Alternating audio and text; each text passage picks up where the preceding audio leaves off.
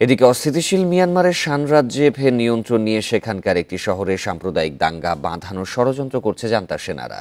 শহর থেকে পালিয়ে আসা স্থানীয়দের অভিযোগ, সেখানকার বাড়িঘরে আগুন দেওয়ার জন্য মুসলিমদের বাধ্য করছে জান্তা বাহিনী।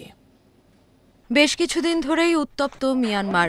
দেশজুড়ে ছড়িয়ে পড়েছে ক্ষমতাসীন সামরিক বাহিনী ও বিদ্রোহীদের লড়াই।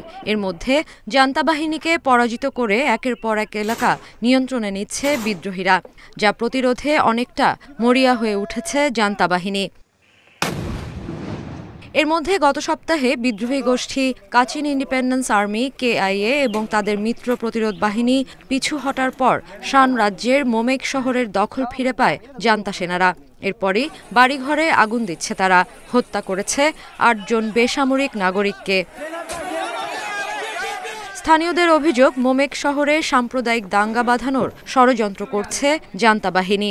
সেখানকার বাড়িঘরে আগুন দেওয়ার জন্য মুসলিমদের বাধ্য করছে সেনারা, আর বাড়িঘরে আগুন দেওয়ার সেই ছবি ও ভিডিও ধারণ করছে তারা।